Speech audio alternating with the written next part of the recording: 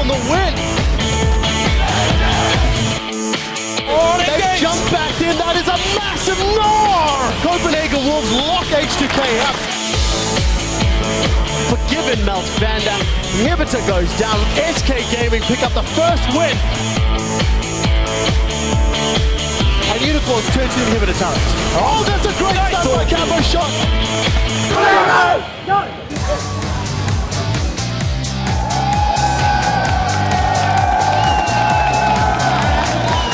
Welcome, ladies and gentlemen, to Day 2 of the 2015 European League of Legends Championship Series Spring Split. I'm Evie Shokusupporter, here with none other than our special guest, Mitch Krepo Voorspoels. Special indeed, Krepo. It's good to be back here, Sean. It's good to have you back. Yesterday, we saw upsets, explosive debut performances, and a lot of new lineups. And I'm sure today we'll have its fair share of surprises. Let's kick off the day with a quick recap of some of yesterday's biggest stories. Up first, of course, Fnatic upset over Elements. Coming in here with a brand new lineup led by Yellowstar. Absolutely destroyed that Elements line. Yeah, I just really like what they brought to the table. This distinct, fast-moving team comp led by Yellowstar, as you said, roaming around, and then in the back, our man, our European sniper, Fevivin, was sitting there. He basically was sniping everybody down, played really well in that game, and yeah, a phenomenal play by him. Yeah, also racked up the most points in the fantasy yesterday, so that was a very good job by him indeed. Secondly, the Unicorns of Love. They had a dominant first LCS game against Gambit. Meta picks, but strong play, strong calls, and just a good game all around. Yeah, I really like, again, what they did. You know, everybody keeps saying Unicorns of Love, they play off meta tough, but they got ahead with Power Level in the mid lane. He started roaming around, he dove that bottom lane. Hylissang, he got ahead. Sure, Leona needs a little work on the level 2 timing, and I think around level 6 in the lane, but once Hylissang left that lane, his Leona was super important for the UOL team comp, and they just make picks left, right, and center, and snowball against Gambit. Everybody was saying Gambit's coming strong, they won IEM, they're looking really sharp, and UL just completely dismantled them. Yeah, and dismantling also some of the question marks around them. What will they do in meta picks? Well, in this game at least, it's only one game. Only but one game, yeah. It was indeed a good first performance. And then, of course, SK Gaming living up to the expectations versus Roccat. Not one player that was standalone phenomenal. The team was phenomenal as a cohesive unit. Yeah, you could definitely see that SK brought back what they had in the last season, basically that really good shot calling, the good map movements, a little lacking still in the vision control, but now they added to that even better players in their team. We have the Freddy and Svenskrin synergy up in the top lane, that was really great. We had Forgiven playing like a really newfound AD carry, dashing forward instead of always playing passive, and just he just played the game so smart, and all of it together just really showed how great of a roster SK has right now. And I try to get a little highlights here and there. Just Forgiven, what separates him from the other AD carries is that he knows exactly when to dash in and when to go out, and he uses his gap closer aggressively, and that's why he's one of the few players still playing Lucian actually, because he really likes using that E, triggering his passive for a couple shots, then queuing passive for a couple of shots, and he's backed up by his team, and Raider played Lulu, a rather defensive support. We don't really see that often anymore, but it works for SK because they had these tank presences in the top lane, and then all the damage had to go unforgiven, but he stayed alive thanks to the peeling from his team and thanks to Enrated as well. Yeah, and afterwards talking to him as well, nice to see him back, and kind of a new view on everything. It's a team, it's not all about me and making it happen, and it definitely paid off for them in that very first game.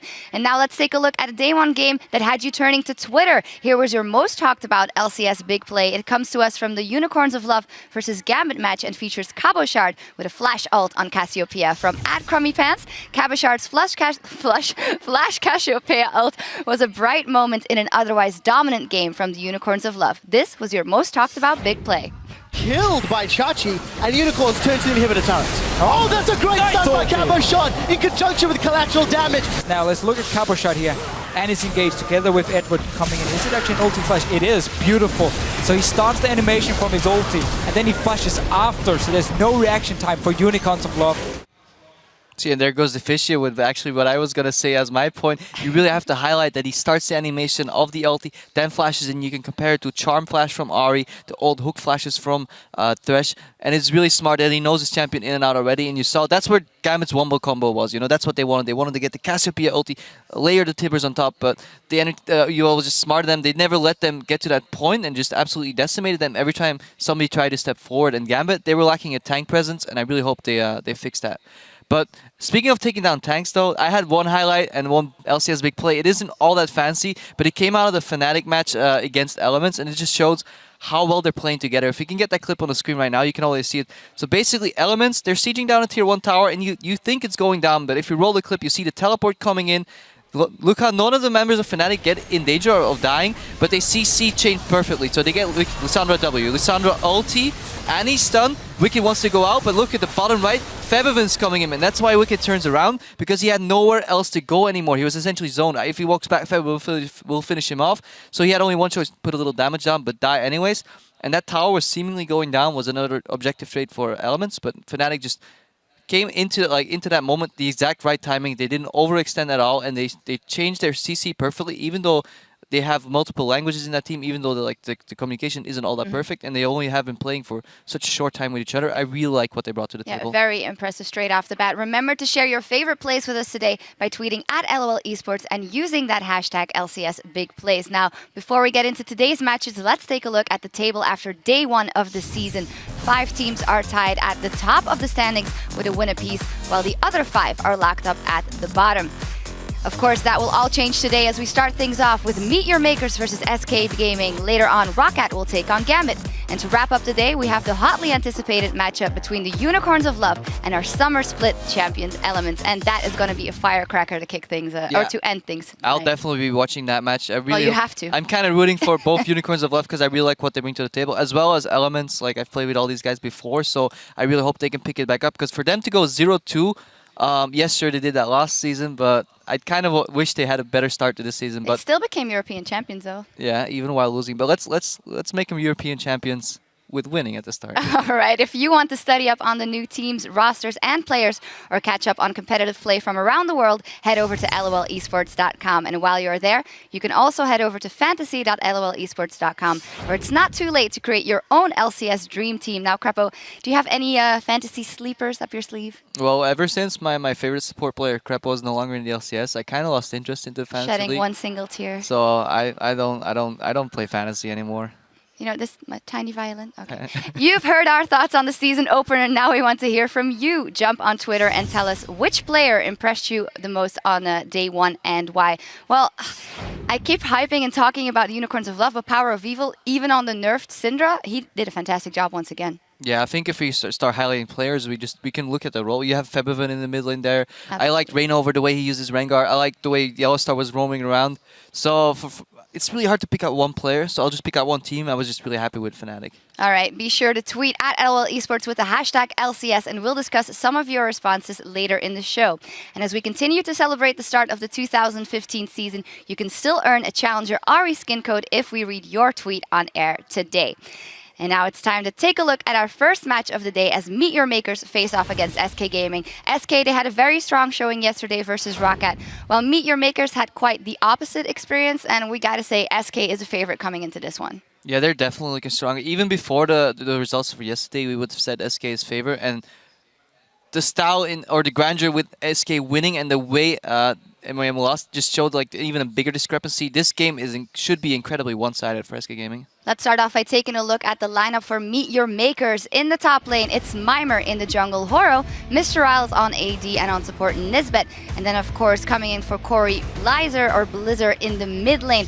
As said, they lost versus Giants yesterday, working with that brand new mid laner who actually hold his own. It was more the jungle in Horo and the top lane in Mimer that dropped the ball of sorts. Yeah, basically MIM just looked very lackluster.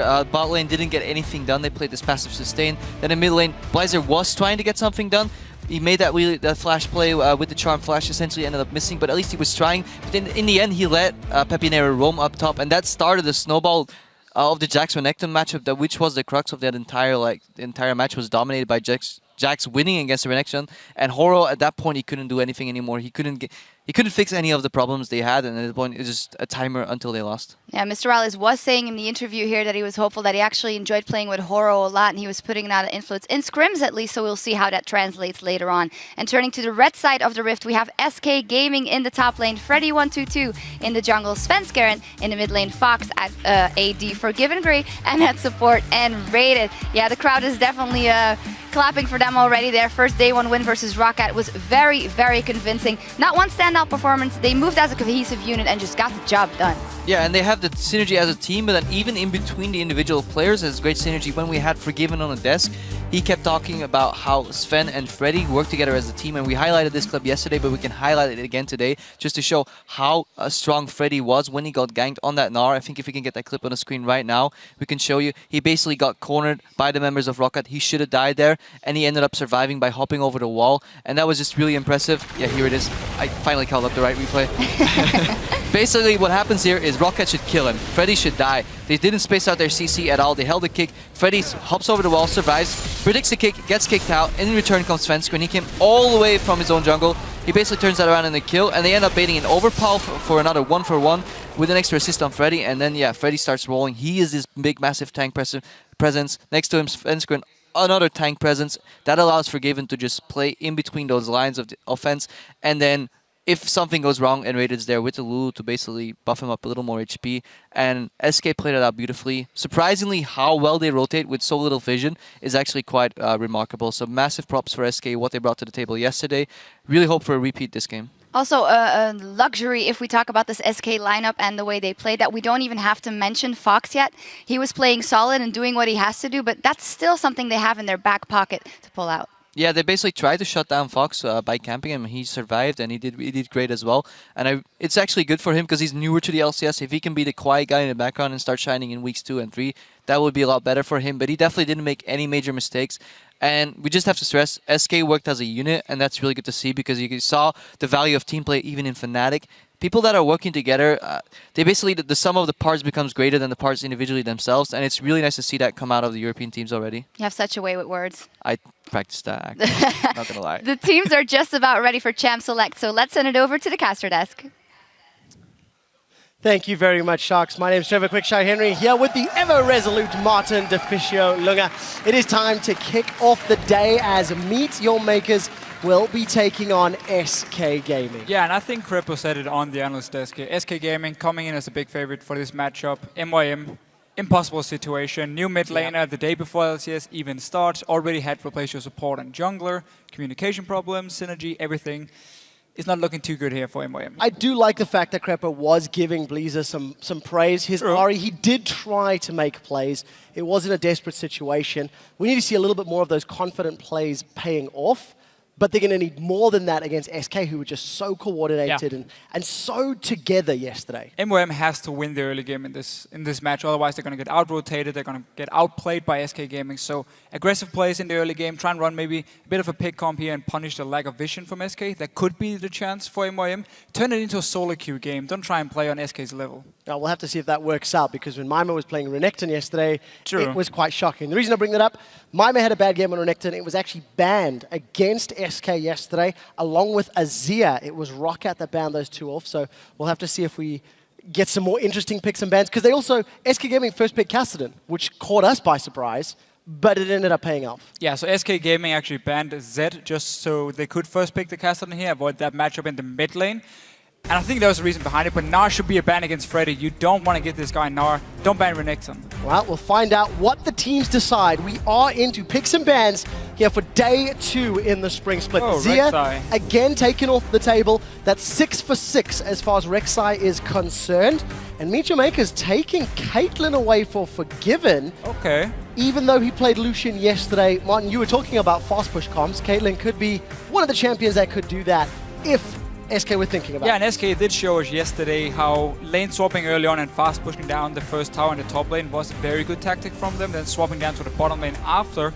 But banning Caitlyn and then leaving Lucian open should mean that MeetYourMakers want to get their hands on a very early AD carry pick in the Lucian itself. Otherwise, you know Forgiven is just going to lock that one in if they want to go for the same tactic as yesterday. But once again, Kassadin being banned here. Oh, sorry, Zed being banned by SK Gaming like yesterday.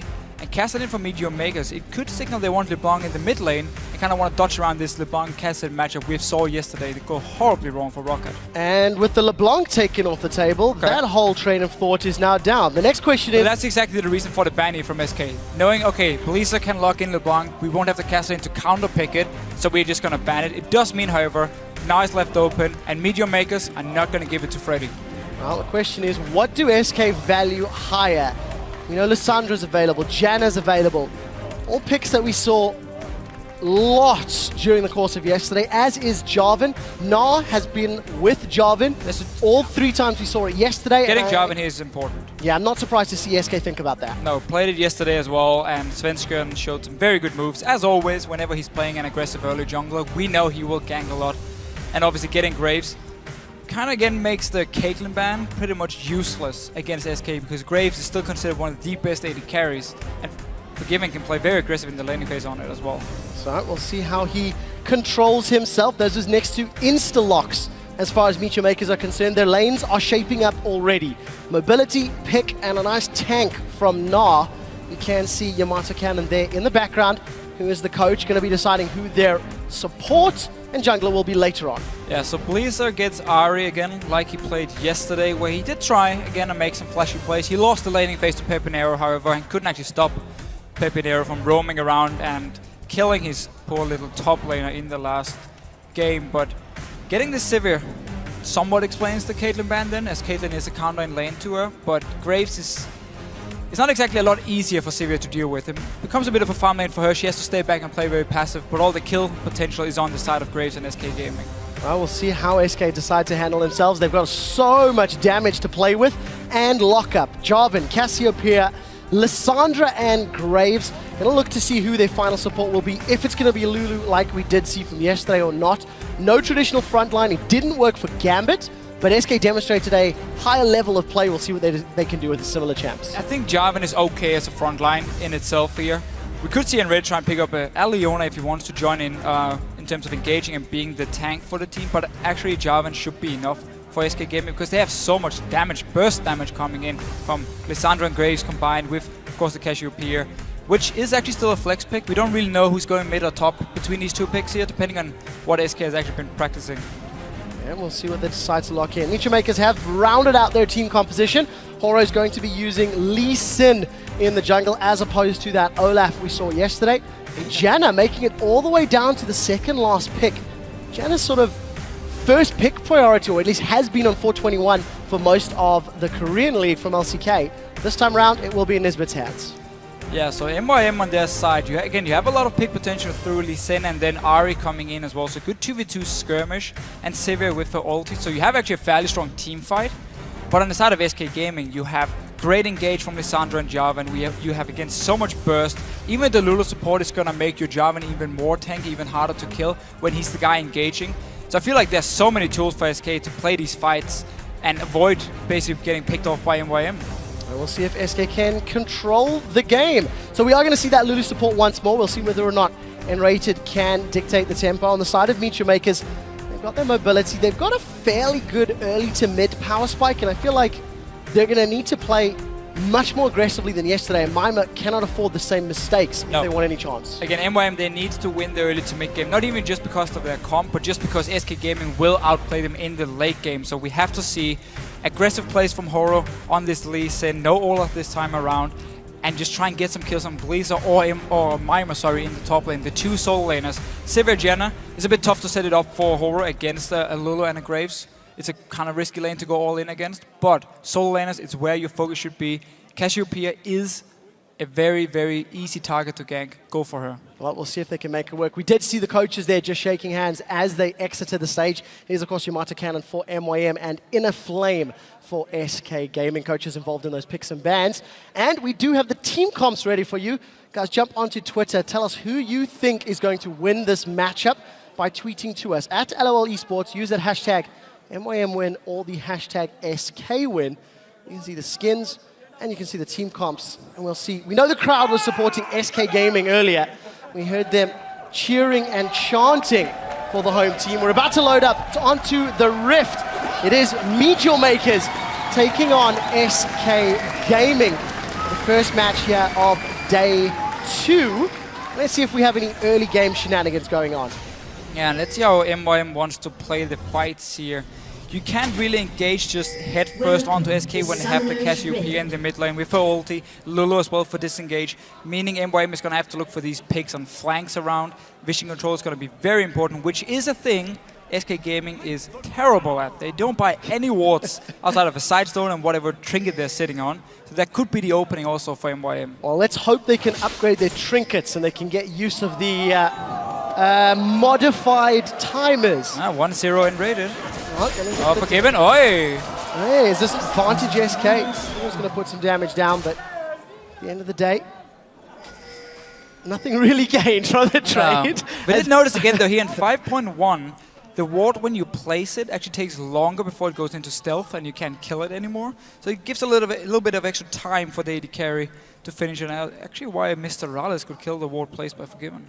Well, small advantage then, but nothing really massive. We do see the lane setting up to appear to be standard. Freddy and Mima both going toe-to-toe up in that top lane. We do see that Nisbet going to be running that flash exhaust. I think it's going to be very, very useful once you start having Cassio, Lissandra, Java, and everybody jumping into the fight later on in the game.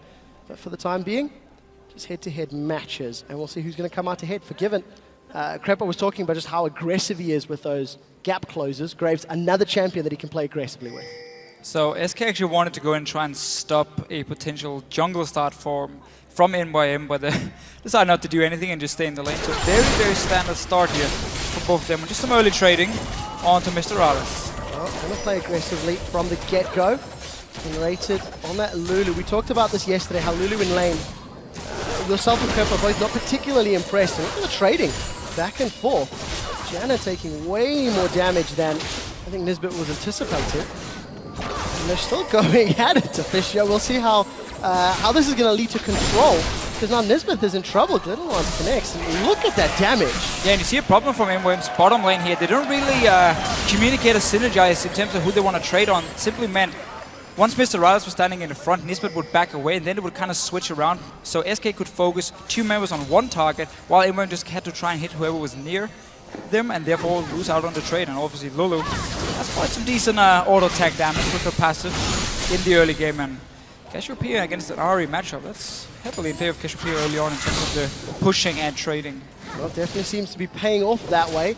Fox has shoved the wave very, very deep. Horo may have an opportunity to get involved if he decides to stick around this mid lane. SK stamping authority in the bottom lane, stamping authority in the middle lane.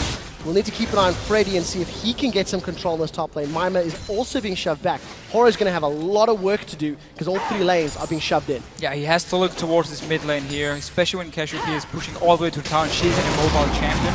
Go for that early gank, but he's actually taking a full clear.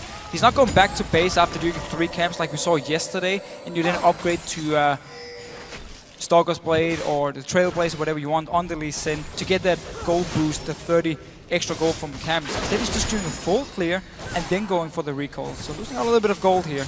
Well, Diamond Prox tried that yesterday as well. It didn't work out all that great for him. We have seen Sven Skeren on that Trailblazer for at least an additional camp or 2. And as we're talking about it, Horo has actually backed off and grabbed his upgraded jungle item. SK still continue to push, still continue to play aggressively, but the time for potential ganks is ticking closer and closer.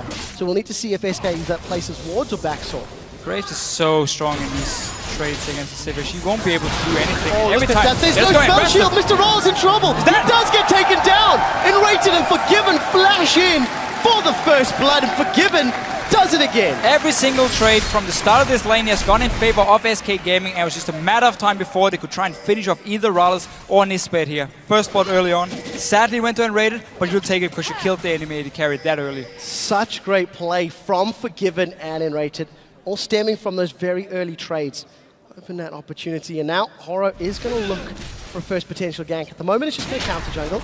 He's also gone for that Trailblazer. We'll see how close Freddy plays.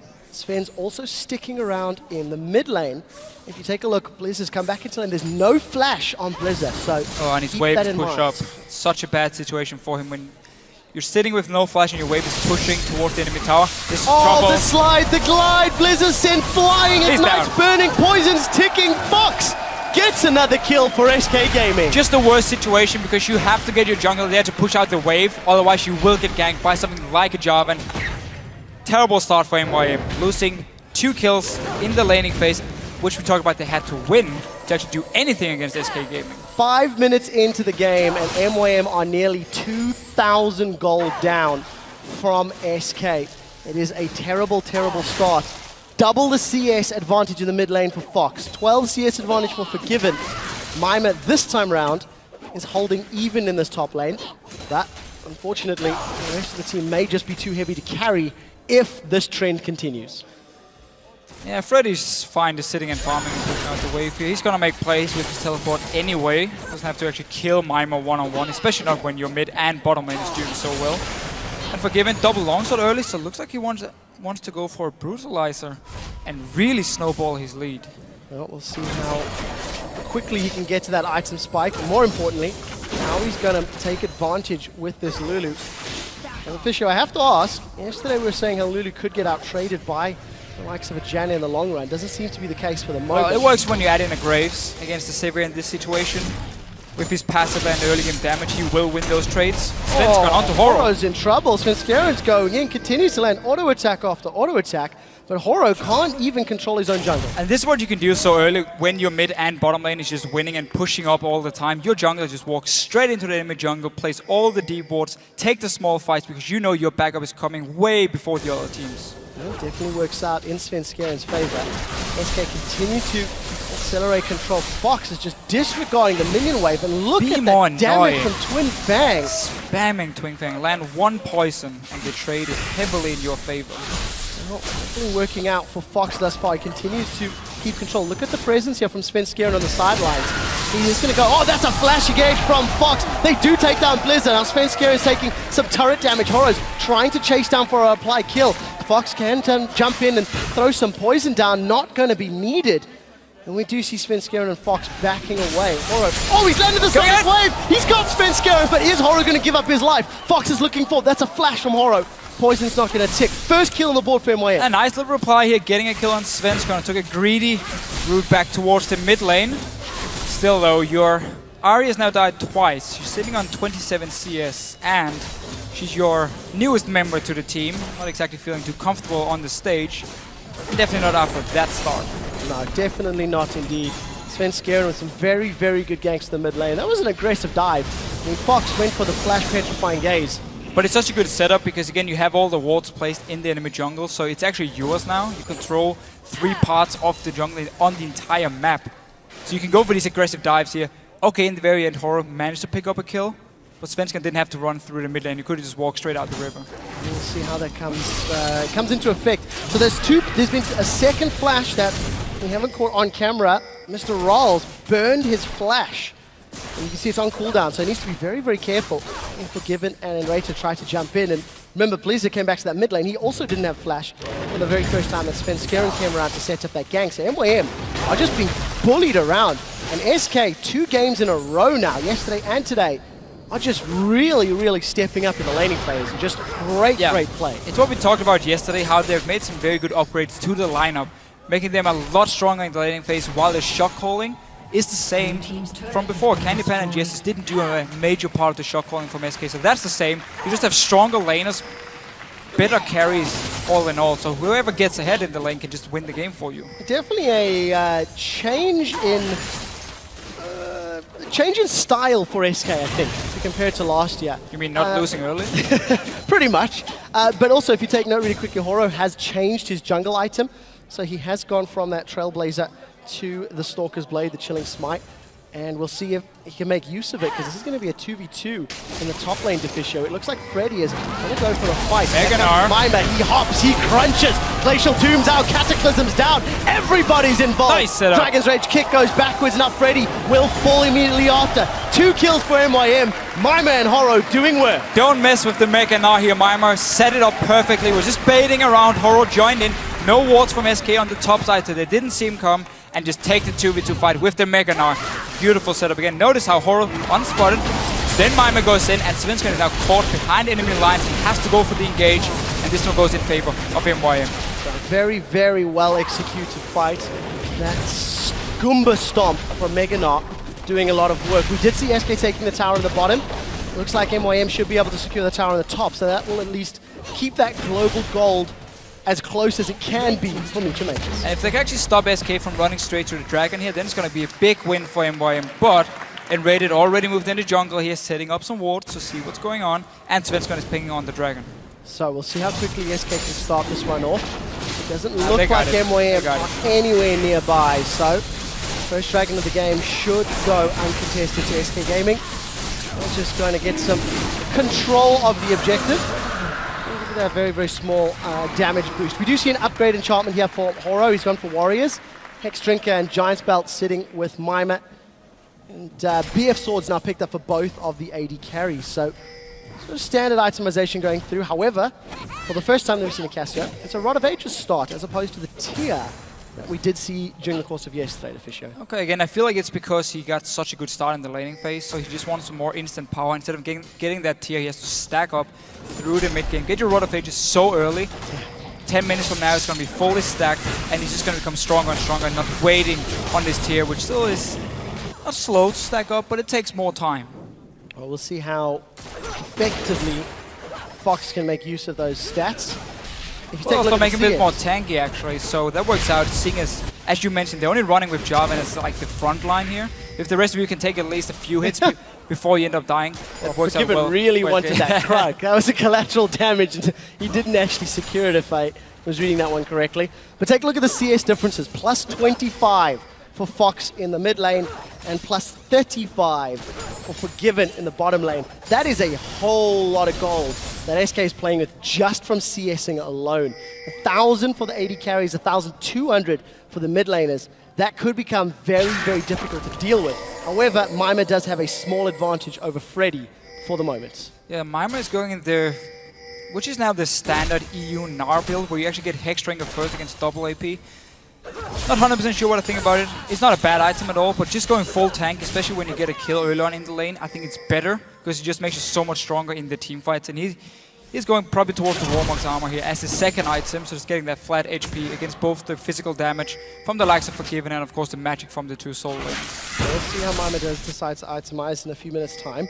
Svenskeren still not upgraded his jungle item, but sitting on that Trailblazer and double long for a while, but we'll see what Mima can do in the mid lane. That's a stun from TP Fox. coming. 3v1. Exhaust is down. Fox gets knocked up by the wild growth. He's still alive before finally getting taken down. Now Horo is the next target. SK are unable to take him out. Ignite is ticking away, and Horo does manage to survive. MYM initiate and get the kill. Yeah, again, MYM winning out here on these gangsters setting up.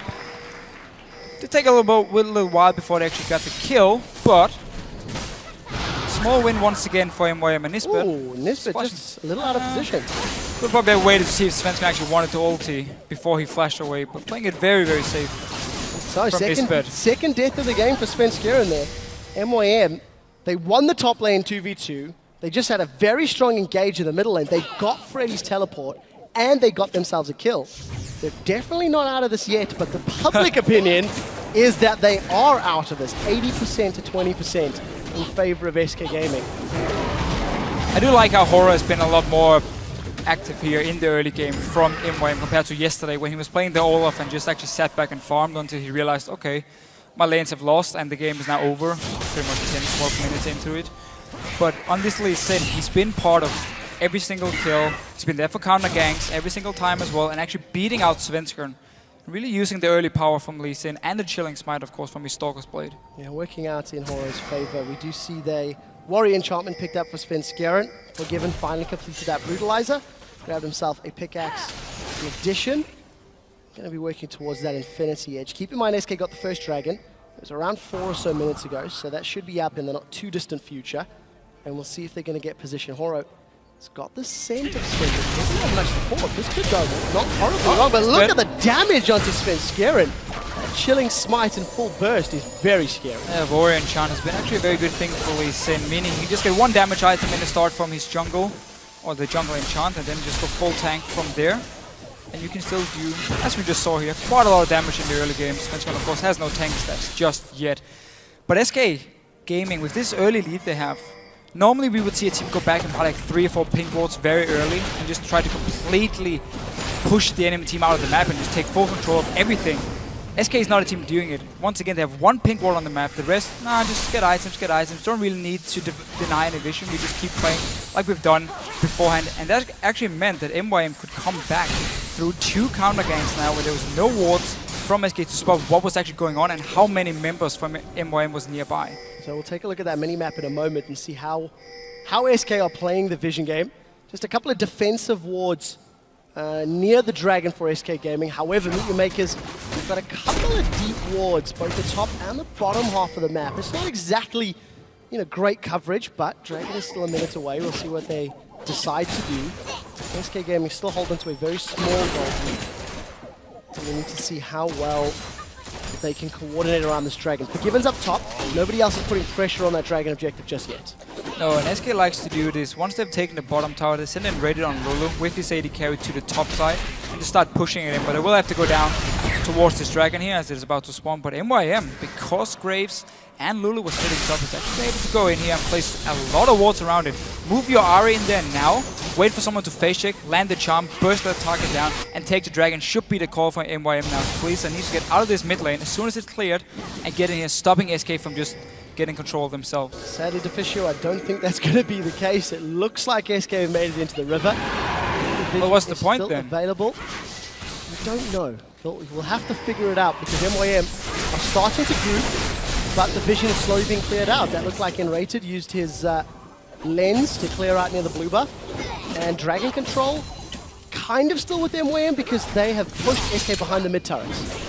Well, yeah, but at least SK managed to get a few wards in and didn't get punished. Just walking straight down in an area where they couldn't see anything should never go unpunished, especially when you have an Ahri in this mid game. And it's actually one of the things we see very often here in Europe when people play Ahri. They don't really know how to get the mid game advantage because they just stay and farm in the mid lane and try and go for this one-on-one kill. Look at the damage catching out targets.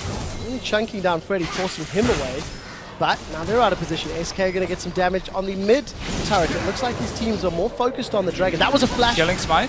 Chilling Smite, actually. I lied to you. Got a little too excited. Don't ever lie to me again. No, I did. It's my bad. It's my bad. It's the animation. It's just the Smite coming down. But SK posturing, looking potentially for a fight, to react to a fight. MYM, I think have got... Well, both sides have got really good initiation tools. Well, the thing for MYM is, again, they can run just head first into Cassiopeia ulti, so they have to actually try and get the pick through the charm or maybe horror kicking someone back or flanking around, but they're unable to do it because SK have just been sitting in the mid lane as 5 members. Now starting the Dragon here again, they can see MYM moving in, making it very hard for them to actually engage.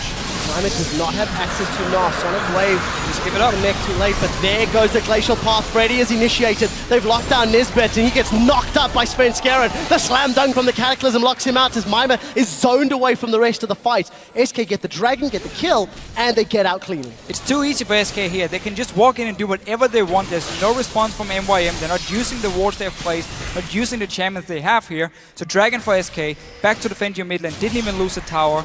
All in all, just an easy win for them. Well, we'll see how if they can keep up that control, because truthfully, MYM, they were so close to doing the right thing, but they unfortunately just were unable to take advantage of the wards that they even put down. Yeah, I'm not really sure how come, because Blizzard was sitting in mid lane where Mr. Rales could just have been standing on the Sivir doing the same kind of wave clear. And then you would have moved your Ahri into this Dragon here. But enough about that one. We have to praise SK Gaming for once again knowing exactly how to play in this mid game. You group up 5 members in mid lane, waiting for an opening to the Dragon, so there's no chance of the other team can flank around you with the Ahri, with the Lee Sin, and actually get a proper engage. And you just wait, and once they make a misstep, walk in, take the Dragon, back away. Didn't even lose the mid tower because they pushed away first before they walked in there. Good decision making from SK. In the second game here of the Spring Split in 2015. You can see all the itemization across the board. Warmog's obviously first picked up by Gnar. We're just hearing that Fox was just briefly disconnected from the game, so he's going to do a quick reboot, get himself back into the match. Fox, of course, playing Cassiopeia. Got that Rod of Ages completed from about 11 minutes. Sorcerer Shoes as well. Marilla Nomicon plus those Ionian Boots of Lucidity for Freddy, so lots of CDR. And both of these AD carries working towards the eye edge. Yeah, of course, but just actually a pretty big advantage for Forgiven with the Brutalizer. He picked it up very early, got the double longsword at least, and then got a BF into the Brutalizer. So he's just been trying to hit as big as a power spike as possible early on. Because he won the laning phase, he got the kill as well, and Raider managed to pick it up, but together with Forgiven, it's just been all about him and Raider in terms of like the 2 dual lanes. And they're definitely dictating the tempo. Got themselves a 40 CS advantage from all of that aggressive play. It was level 1, level 2 that they were going all in. And, you know, SK, they danced around that previous Dragon, but they didn't present a weakness. They didn't present an opportunity for Lee Sin or Mima to jump on. And it's just very, very intelligent decision-making, very intelligent positioning around the river, the dragon, the towers. And SK playing this one quite coordinated. Again, it's always been the SK thing, knowing how to react to whatever the enemy team is doing, how to punish them when they don't use whatever advantage they would have. And that's what SK is doing so well. And once again, why they can pick up a dragon. They did the same thing yesterday against Rocket. Every time they tried to camp mid lane, well, you would get a tower in the top lane or get some more farm on one of your side lanes, and then you just completely out-rotate them. They don't use, or they don't win through warding, but just by being so smart and so good at timing everything. Yeah, we'll have to keep track of those ward numbers when we come back next week. But Mimer, I do want to touch on. Day and night from yesterday to today. He played the Renekton into Jax. Yesterday did not work out for Mimer. Now he's got the Nards, now into Lissandra. He's doing okay. You can see his CS numbers there, about 13 behind. But more importantly, it just feels like he's making the right decisions. Yesterday it didn't feel like his head was in the right space. And yeah, he seems to be doing a much better job, despite the fact that we haven't seen him get a mega Nard that's been, super impactful. Well, we haven't actually had a team fight yet, so not really a chance for him to do it. His mega Nard in the top lane gank from Horror, counter gank from Horror, was very well played.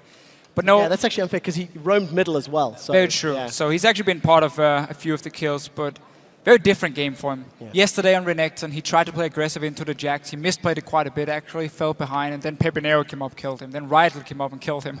Frederick came up and killed him. So it wasn't just Whirleap beating him one-on-one. He did misplay it, but he just got camped as well. In this game, it's been one gank in the top side, went in favor of MYM. So he's had an easier or safer game, at least, on this Nard. And I actually quite like his item build, except for that Hex Drinker. I don't feel like it gives you enough to buy it early, instead of just going full tank and really using that early gold lead you get to just become unkillable in the mid game. Like we saw Sion yesterday from H2K or on Odu Amne. You just couldn't kill him in the mid game because he was full tank, and then the rest of his carries could kind of catch up. Sadly, though, for H2K, they really managed to finish the game. But there was no damage to back up all that tankiness. We'll have to see how well SK can continue to play this one. We are hearing that Fox is just having a quick reboot of his PC, so hopefully we can get him up and running and back into the game. Playing the Cassiopeia today, played Cassio yesterday as well, if memory serves correctly.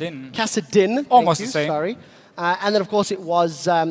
who was the top lane yesterday? It was Nah. Freddie was playing Nah. You were all super excited. So a slight change in even the playstyle here for SK with those sort of double AP champs in both top and middle, which we're seeing a little bit more diversity of in the team comps throughout yesterday and today's games. yeah, true. I mean, when it goes to like the big top lane names, if you look at like all the other regions, Lissandra and Nah has been the two biggest one coming in there. Yesterday, a lot of teams seem to just skip those champions. Actually pick like, again, Renekton in the top lane or Jax in the top lane instead. But now we have two of the what we consider the strongest, and Freddy also just showing he can play a bit of everything. And Horror, wow, we're right Forgiven. back and they're jumping onto Forgiven. Blaz is trying to get the kill credit if he can. Ignite is ticking away. One to attack. Somebody heals, saves him. Blizzard, he gets caught by the minions and he's forced to flash away. You are not forgiven for that mistake. You will not take it lightly. And Forgiven gets away. One hit. Let's just see. I'm just replaying it on my own screen. If Horror just stopped hitting him because he wanted to give the kill to Blazer, and then Forgiven stays alive, heal, and of course the shield from Enraided. That could have been a very nice kill for him to actually push the mid lane after as well from MYM. Kill secure would have been nice there, I think. But yes, you can see exactly what was happening. But Forgiven manages to get himself out and get him keep his life before giving it to MYM. Mimer's pushing bottom lane. And SK doing well. But you also see the lack of damage coming from an Ahri who cannot rush this DFG early on and has to go with Athene because you're losing the laning phase. You're against the double AP, so you go for the safe choice, but you miss out on a lot of damage, a lot of burst potential. One of the reasons Forgiven also stayed alive here. And we can see he's building towards it now, the DFG, but it's coming very, very late for Blazer. Yeah, 20 minutes in, only 120 CS on the board. In contrast to Fox's 160, when you see Freddy sniff something is up. Horo and Mimer trying to get themselves in range of Lissandra, but he manages to get away. So this is going to allow MYM to take the second tower of the game for their team, but it will be traded, as you mentioned, Fisher. Yeah, once again, Forgiven, go back to this top lane. Whenever the bottom tower is gone, he will always just switch to the opposite lane and start pushing it down. And SK keep pushing in. Freddy's in their own bottom lane to actually wave clear, while Forgiven and Svenskern is staying around and looking at this tower. Won't really be able to do too much to it at the moment. And this is where obviously you would place down a few deep wards around the enemy blue buff. But in SK's situation, they don't have a single one. Well, we'll see how they decide to play this. And I lie, because Enraider was actually there with the sidestone. Thank you, Enraider. Well done, well done. We'll see how they decide to play the swap at the moment. We did see Freddy still sticking on the bottom lane, the rest of SK backing away from the top half of the map. A couple of wards down around MeetYourMakers blue buff, but that's the only real sort of vision on the side of SK Gaming. They still have a nearly 2,000 gold lead. And just again, a slow passive play. By this point yesterday, SK Gaming had absolute control against Rockcat, and they were just taking towers after tower. Nothing could stand in their way. This time around, MYM have put up a slightly stronger defense, and I think they've caught SK off guard, which is leading to this more defensive, almost passive play from SK Gaming. Yeah, just because MYM was so good at actually setting up these ganks early on and coming back in the game, it's made SK slow down a little bit and realizing we can't just go for every single gank we want to. Once again, though, they are moving in and raided head first as the guy to place down the deep wards.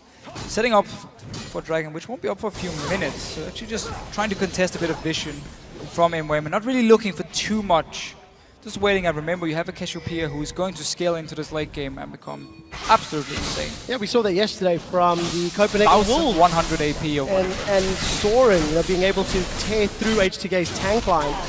Fox is already starting to work towards that Rylai's as a second item. SK are going to steal the red buff. I believe they got that blue buff from the last time they invaded as well. So got control of MYM's jungle, denying them resources. And that's quite a big deal on 5.1 because the bonus gold that Sven Skjern's going to be earning. So he's actually going to be accelerating even further ahead thanks to the new passive. And Mimir here actually just been pushing the top lane and trying to farm the jungle whenever he could. Pushing it back in as well, forcing Freddy to recall, but we won't see much action happening before this next dragon spawns. And then SK Gaming should be moving down and once again set up and just wait for MYM to come in and face check, unless MYM learned from last time and actually have Police sitting ready there, trying to burst someone down before SK can establish control. Well, again this game, MYM have got much better wards. Look at that minimap. There's just blue dots littered across the middle river leading up to SK's jungle. But we need to see if MYM can make use of that vision. That's the real trick. They've got the makings of a very, very tanky Gnar, Warmog's Giant's Belt, and that Chain Vest already in his pocket. But the question is, do they have the same targeting and sort of decision-making in team fights that we've seen from other teams? Yeah, and that's what's going to show. We have to remember as well, Polisa and Rallis are behind in terms of damage at this point, because they haven't completed the DFG just yet, and obviously Mr. Rallis just sitting on an Vintage with the Zeal completed for him. No Phantom Dance or Static Shift yet, depending on what he wants to get. I think he's going to go for Phantom Dance, seeing as he's not buying Abyss Blade as his go-to item before completing Static Shift, just to get that extra gold. Well, we'll see what decision he does finalize with. Forgiven opted for that Brutalizer early, got himself a Vamp Scepter now. You got to question if the money for Brutalizer had gone into an attack speed item or even that BF sword for maybe a BT. Could have been in a slightly different position. True. Because truthfully, that Brutalizer hasn't exactly done work for him. He's still sitting on that single assist from the first blood very early in the game. The thing is, he had the double longsword from the first back, which made him able to really dominate the lane as well. So in that case, it paid off for him. But look at MYM here, moving straight towards the top lane, knowing they can't fight for the dragon. And because Mime has been pushing the top side, they've warded the entire top jungle here without any response. In trouble. Onto Freddy as well. He gets kicked backwards. There's 4 members of MeetYourMakers setting Freddy to his maker, interrupts the glacial path. They'll get the kill. They should get the top tower, but SK, they seem to be pushing down the middle lane. Pushing down the mid here, so instant recall from MYM, moving down at least, trying to see if they can force SK away here. But in the end, because mid tower went down, SK Gaming gets out ahead. But I quite like MYM trying at least to get something and trading from the dragon here, knowing they can't really go for the fight.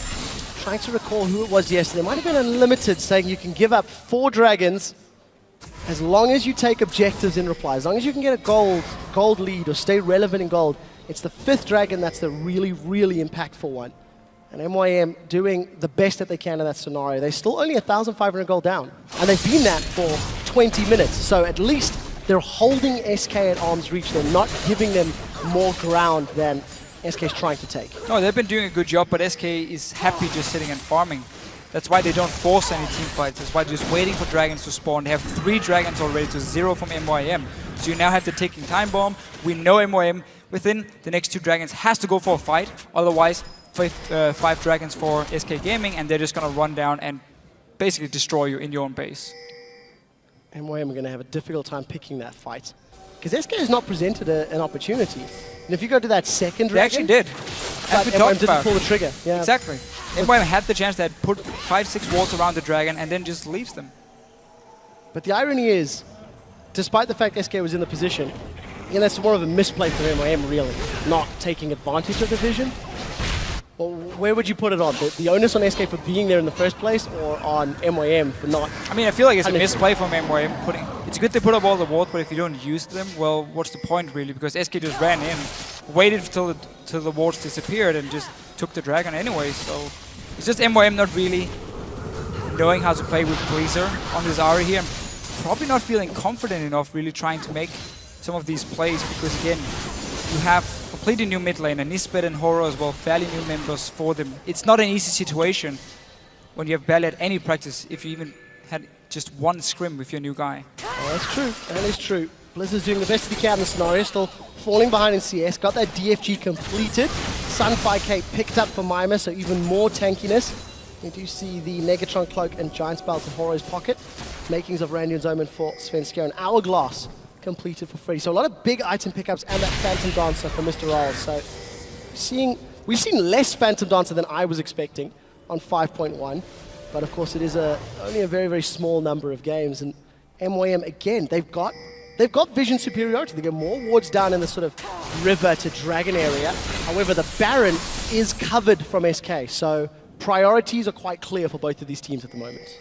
Yeah, and between that Static Shift and Phantom Dance you just mentioned here, one of the reasons is we have seen so many comps go for these mid-game fights, and then if you go back, you save 300 gold by getting Static Shift, and you get that burst, upfront burst coming from it. It's one thing that EU AD carries really like to use to kind of try and win team fights very early on, and Rated instant popping his ulti. So Wild Growth used from Enrated. Let's actually see who got the blue buff there. It looked like it went to MYM, yes. So small advantage to MYM. Now they're making use of those wards definitely more than they were previously. Moving straight for the mid lane. Freddy's sitting there to defend, but this is 4 members from MYM. Should be able to at least get some damage on this tower. Oh, flash charm connects. Freddy's in trouble. Glacial Tomb goes out. He's still got his Hourglass available. Instantly throws it down. Horror forced to use that Dragon's Rage defensively as now Forgiven's joined the fight. Collateral damage goes up, but Svenskeren has been dropped. And MeetYourMakers make the play, finding their 6th kill of the game. But SK defend the tower. Defending the tower here, but Charm Flash in. Freddy then pops his ulti, pops the Hourglass. It takes such a long time to kill that guy.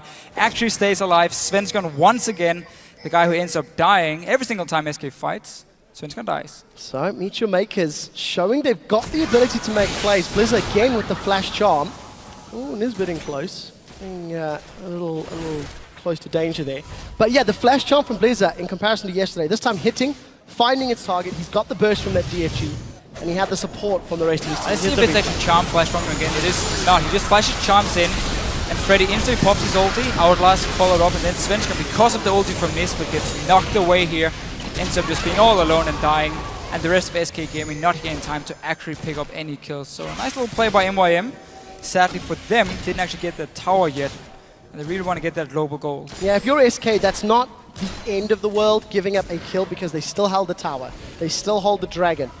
We do see MYM have got decent vision around. 2 pinks, 2 greens, and now SK moving in to try to get some control of the area as well. And Forgiven right here, really skipping the attack speed for him on Graves. He's going for as much damage as possible on his abilities, so he should get a Last Whisper as the next one. Then you have the armor penetration from Brutalizer. You're going to get that Last Whisper as well, making your spells do so much more damage. Because when you are a spellcaster, armor penetration, or like Graves with your Q, with your ulti of course, armor penetration just does more for you, gives you more upfront damage, because there's a ratio obviously on your Q, on your ulti, where armor penetration just removes a flat amount of armor and gives you that in bonus damage. So we'll see if he can get that through the rest of MeetYourMakers. There's a lot of armor to burn through on Mima, a lot of hit points to burn through on Horo for the time being.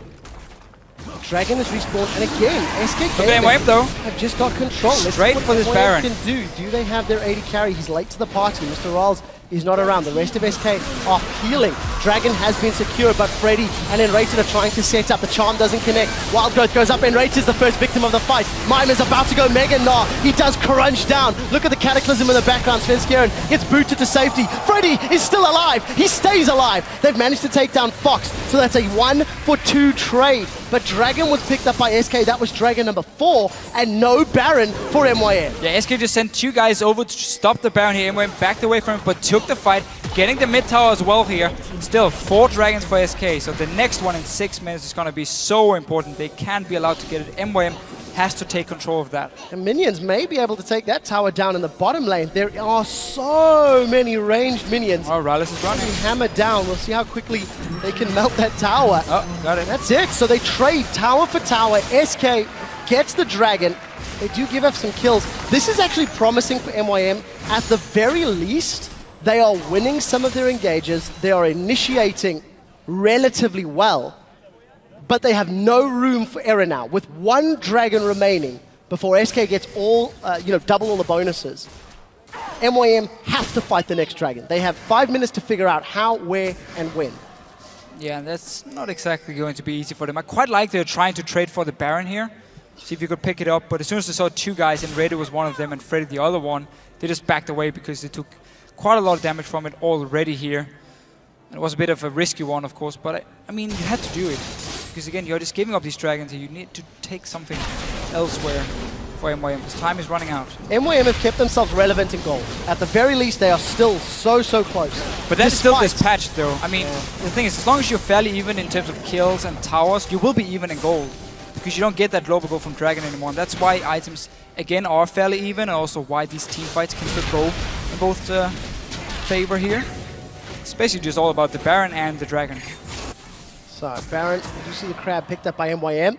They're trying to get themselves some vision around Baron. SK Gaming, they've grouped themselves up in the middle lane. MYM will be able to wave clear this bottom one, but SK, they're trying to find an opportunity, trying to find a way in. We're 30 minutes into the game. Gold is even, towers are even.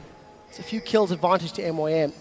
And we've seen that Banshee's Bell picked up by Mimus. Now he's got some MR to back up all of that HP. Last Whisper picked up from Mr. Roll. So there's a lot of damage, there's a lot of tankiness on the side of MYM. But yeah. SK, they don't have as much tankiness because they've got additional damage sources. So crowd control as well. But I really want to see a locket from MYM against this double AP of SK Gaming, and not being picked up yet. Horo is just building a bit for himself. It looks like he wants to have a Randuin's, he wants to have probably a Banshees as well on this Lee Sin here. And I'm actually blind because Nisbet, of course, is building the locket, so never mind what I just said. We'll get there eventually. Not completed yet. Not completed. It will be there soon. Not too far off. It would be very, very good if it was there before the next dragon fight. Because that's what this game's going to come down to. At this stage, SK have been 1 step ahead of MYM. It has been fairly even, but SK have just been 1 step ahead. MYM have secured more kills, obviously. However, map control and objective control with those 4 dragons is lying on the side of SK Gaming. Look at Mima. Really split pushing and have the support to be seen in a moment. But MYM, they're playing the map, pushing it up and trying to figure out where they're going to fight as well. Look at the minimap. You would actually think MYM is so far ahead because of the ward they've placed down. Again, there's 1 pink ward from SK Gaming, 2 wards, 1 at Dragon and 1 near the Baron, and that's about it from them. So MYM again can just run around like they want to, even clearing their single pink ward being placed, which was bought by Enrated. I've been looking at him. Every time he goes back, buys a new pink ward, the rest of his team is like, nah, we need that anyway. Yeah, SK are not a team that wards. This is something that's stemmed for a long time. Horo looking for an engage. We do get on the hunt. Mr. Riles trying to get the support. That's quite a big win for SK. Knowing that Siv's ulti is going to be down for at least the next minute and a bit. And that's going to allow the mobility to be reduced. But not the end of the world. Dragon will be up. Siv's ultimate should be up before the Dragon is available. It will, but some very key items being completed here. Last Whisper for Forgiven. We have Void Staff as well on Cassiopeia. If you can get your Death Cap on Freddy, he gets quite a big spike as well on this Lissandra here. See if you can actually get it. See what he decides to spend his money on. No? And it's just picked up a Haunting Guard instead. So this is purely for this next fight. This is just for this next fight. He just had enough gold to buy it, couldn't complete anything else. So just getting Haunting Guards, getting the flat magic penetration here just to be as strong as possible for the Dragon in 1 minute. That's the only reason he buys it at this point. So 2 pink wards picked up. 1 by Svenskera, 1 by N-Rated. We've got the Elixir sitting in Fox's back pocket as well. Can't wait to pop that one for the engagement. It is Dragon number 5 on the line for SK Gaming. And MeetYourMakers cannot afford to be in the wrong place at the wrong time. Locket of the Iron Solari has been picked up there by Nisbet. So going to have that support. And teleport is available for Mima. So keep this in mind. If a fight breaks out, Mima's going to be a few seconds late to the party. he should actually run down here, because if SK Gaming decides to hard engage with Freddy, MeetYourMakers won't be able to join in time with the Gnar and his teleport. So I actually do want to see him just start the slow push in top lane and then walk all the way down here to his team, so he's part of the fight when the dragon spawns and not risking having to teleport in. And he's actually moving down now. And very importantly, Mega Gnar form just reset. Can take some time before MeetYourMakers can build that resource back up and look for the big engage on SK. Yeah, and MeetYourMakers has not been able to set up any wards around this dragon here, so SK are the ones controlling the river, forcing MeetYourMakers now to just engage head-on, which is exactly what SK Gaming wants them to do. The assumption is dragon number 5 equals the game. If SK can secure it, MeetYourMakers posturing for the team fight for the first time. He has the engage. Horo's gone over the wall. Red team secures it. SK has dragon number 5. We do see Blizzy instantly blown up. He's dropped down. Cataclysm locks everyone up, but it does not matter. SK are cleaning house. Forgiven's going to get a double kill in just a moment. That's a triple to finish it off. MeetYourMakers are aced. SK have 5 dragons. They're pushing down the middle lane. Just a perfect setup here. You're the one starting it. You can see everything happening from MeetYourMakers, and you get the dragon just before the fight breaks out, so you get that true damage buff, you get the extra ability and attack damage, of course, so you just destroy MeetYourMakers and pushing down. So 15 seconds on the clock. SK have got 4 members alive. They're tanking the Nexus lasers. They've got minions behind them. MeetYourMakers are going to go 0-2. SK Gaming finish the game decisively. 2-0 in week 1 of the Spring Split. Congratulations, SK. And they were just waiting around for that last dragon. They knew they didn't have to force anything, just wait and wait and wait for dragons to respawn. MeetYourMakers never managed to set up any chance for Blizzard to get a pick on this Aura here, so never managed to stop SK Gaming from doing it. And then they get the last one, get number 5, take the fight, win the game, and that's how fast it can go, going in towards this 40-minute point and the 5th dragon, of course. Dragon number 5 seals the fate of MeetYourMakers. And again, a different style of play from SK. We saw contrasting composition from yesterday. They didn't have the same level of control, but their decision-making was still equally good. It was defensive, it was reactive at times. And the dude blind.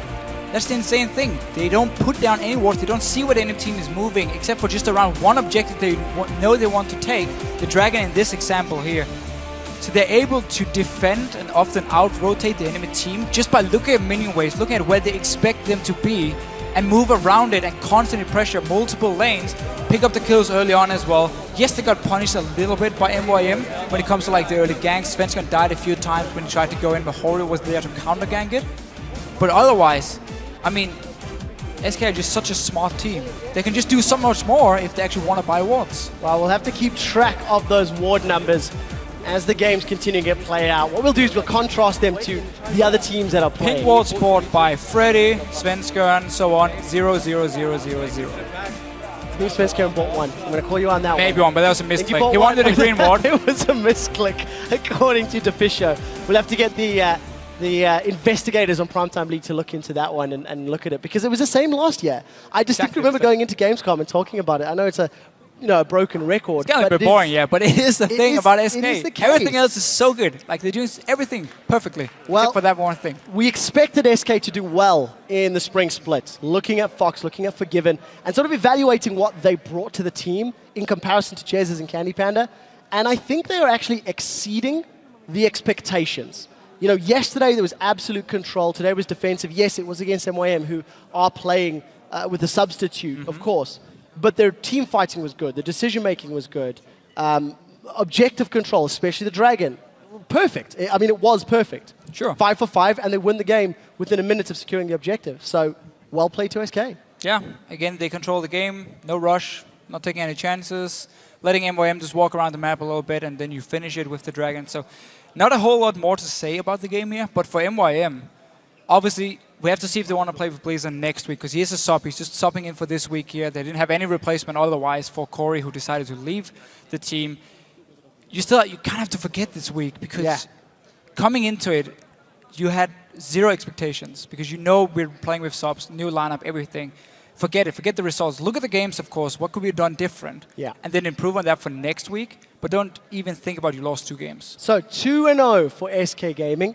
There are only 18 games in a split per team now, and of course they are playing for those championship points. And we'll have to see how MYM bounce back. 0-2 is the old super hot crew. They're playing in a new banner. They need to really dig deep over the weekend and look to next week's games, look to see how they can come back refreshed. Mr. Rolls in particular needs to find some more synergy with Nisbet. Nisbet's his 4th support in 12 months. Yeah. And it does not look like the two of them on the same page. You contrast that to Forgiven and Rated.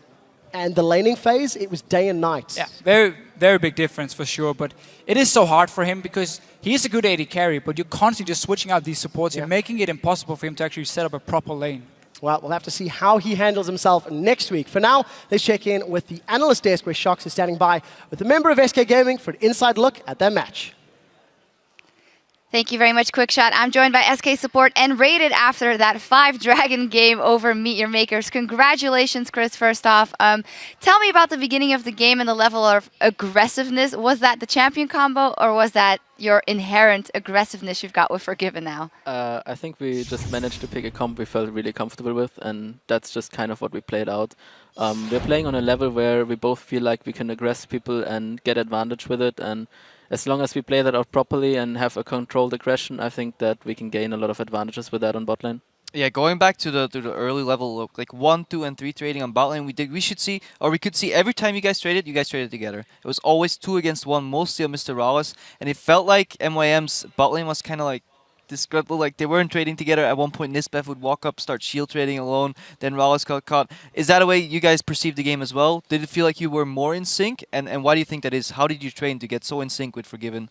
I think we're just kind of on the same page right now when it comes to playing bot lane. I think we have the right playstyle and mindset coming together. They were not really in sync, and we felt like as soon as you see them committing a mistake, you can just punish it. So you see, for example, Jenna shield trading, so you just simply swap to Sivir, and Sivir is kind of vulnerable to everything then. So you just kind of play out the advantages you have, and the more advantages you get, the easier it gets. The easier it gets. And then translating that into like a team style, we saw SK play bot lanes winning and pushing. Mid lanes, level 2, Cassiopeia hit early, he started trading, he started pushing. Top lane, Freddy was pushing. Is this like just a matchup specific style, or is it just like SK plays all the time like this? Because you push all lanes, have Svenskeren play aggressive against that, and even against the Lee Sin jungle, which to me sounds like really dangerous. As long as we can aggress, I feel like we are in the position to control the game and the path of the game. It's just like if Sven is able to invade and see where their jungle is, and all 3 lanes are really aggressive, we're just gaining and gaining and gaining. So they're kind of on their back foot, and they need to make a play to come back just from the start of the game, basically, and that's where you want to be. They actually did manage to come back for just a brief moment. How come you lost control there for just a second? You did regain it right after. Well, we were kind of predicting the top lane gank, but we still kind of misplayed it and just failed in a 2-on-2 there. But that can happen, and we just came back from it because we were just standing as a team, and we felt like we were just taking the right fight at the right moment. As long as we took Drakes, we were in the driver's seat. We didn't have any pressure onto us, and just slowly but surely we gained advantage by that. Yeah, it did feel like SK was in complete control of this game, and we actually have 2 replays. If we can get the first replay on the screen right now, there's a couple of things we want to show you there. So basically, before we roll the clip, what I want to highlight here is like the bottom wave and the top lane. At one point, if you remember in the game, the top lane was stacking really slowly, and MYM was bleeding farm, and that top lane wasn't going anywhere. But then again, your bot lane was shoving, and it hit the exact same time on the tier 2 tower when Dragon was supposed to spawn. Is this like slightly luck, or is this actually the team really working together to get those side lanes in the right positions? We're actually working on side lane control, so this was a part of our plan going for Drake. The problem was that they claimed vision on Baron, which kind of like threw us off guard, and Gnar coming out of the brush kind of made us feel like they might be on Baron, so I had to somewhat face check into this position, and they just collapsed on me with Silver ult. Yeah, we can roll the clip and then we see exactly what N-Rated actually predicted for us. So they definitely caught you guys off guard, but at the same time you got your 4th dragon, so even if this would backfire, it would be a little bad. Were you worried here, Chris? Yeah, I was worried. Some more kills for them could have actually made a difference there. Scumbag Repo choosing a clip that N-Rated dies first. No, we got the glory clip coming up. The Yeah, second we do. replay. This is where Chris can shine, and he'll guide us through that. Let's get that on your screen right away. This is the 5th dragon for SK, and this is basically where the game ends. And yeah, just if we can roll the clip, what's happening? Guide us through it. So we knew Freddy was flanking from top, so Jenna ult kicked him out, but they just collapsed onto us, and we just kind of AoE'd them down. On top of that, the Lulu ult just made it really hard for them to just fight there next to the pit, and they had this incredible force of the 5th Drake coming in, so we just got the Drake, got the fight, and that was game. Yeah, and Freddy was basically keeping two people busy there, the AD carry and support. Was that communicated, or do you guys just know he's going to do that in the Well, fight? we kind of forced the fight onto Drake because we knew Freddy could flank, so we were waiting for an opportunity for Freddy just to come in, and since they didn't come in before, we just forced them in by starting Drake, and in the end they had to commit, and we forced them into a position where they couldn't possibly win a fight. Yeah, 2-0 here in your opening week for the LCS with the new player in their rank, so I guess that's a pretty good result. There's a lot of things we noticed that are obviously better about your lineup, seeing how you're so dominating in lane 4. Is there something that doesn't immediately meet the eye that you think that is going a lot better now in the team? I think like overall, I think the playstyle we're playing right now is more beneficial for us. The laning phases don't seem to be like a weak point or a point where we're struggling. I think everything is more like controlled in a way. Before it was like if we hit mid game, we could control the pace of the game. Now it's like if as soon as we get the lanes we want, it's basically already on our side, and the enemy needs to make a lot of plays to come back from that.